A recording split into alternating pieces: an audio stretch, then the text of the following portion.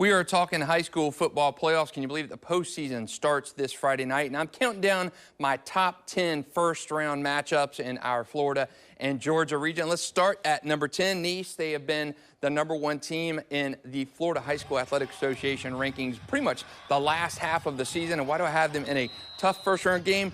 Any team from the Panhandle is always a tricky opponent. That includes Nease's first-round opponent, Tate. They are coming over from the Panhandle, making that long trip to Ponte Vedra Beach. And Nease last year had a Panhandle team in the first round in Niceville. And Niceville had a big first quarter and ended up beating Nease pretty handily. So not saying that's going to happen again, but just saying those Panhandle teams, no matter where they're from, have a penchant for being difficult matchup. At number 9, in our Georgia region, Brunswick has been one of the best teams in the state of Georgia all season. They're 9-1. They got a first-round game against Villa Rica on Friday night. The reason this one is tough, the last time Brunswick had this good of a regular season, a couple years ago, they lost in the first round of the state playoffs in overtime. Coach Garrett Grady and the Pirates hoping that does not happen again. They have got a good chance. A second-round matchup against Jackson County or potentially Coffee looms if they win this game. That's in at number 9. 8 and 7 here.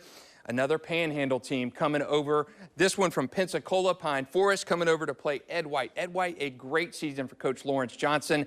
They have not won a playoff game in 10 years, since all the way back in 2014.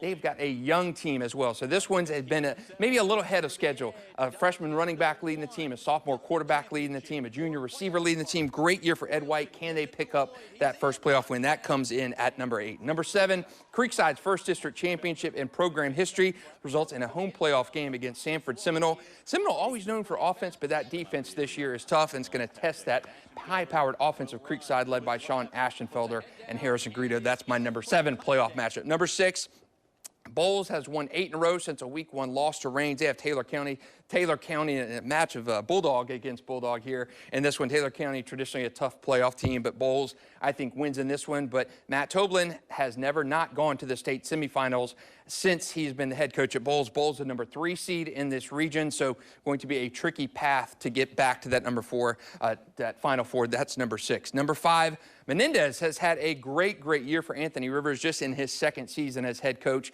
They're making a trip all the way out past the Tallahassee area to play Wakulla on Friday. Menendez just 1 playoff win in his program history all the way back in 2017. Can they keep that going? They need to run the ball well, which they've done this year, and play good defense, which they've also done this year, to corral Wakulla, and that's the number 5 matchup. And here, the 4-3-2-1, you'll notice quite a few all-local matchups here. At number 4, Impact Christian. The first year they have been in the football playoffs. We know Impact is a basketball school. They've been phenomenal on the hardwood. Man, in football, they have done it. Coach Jaron Naismith has gotten it going. University Christian, the district champ, historically one of the best programs in the state, 9 state championships. A little bit of a different season for the Christians with injuries and inexperience. That's my number 4 matchup. Number 3, Baker County and Bishop Kenny. These two teams used to be district rivals years ago. Have seen them in the playoff before. But, man, I love this matchup. Bishop Kenny has ridden a hot streak in the second half of the season. They've won 4 in a row. Derek Heideman, J.P. Donovan, Kayla Madison running the ball well. And Baker County, a good running attack and a very good defense. That's going to be a great one at number 3.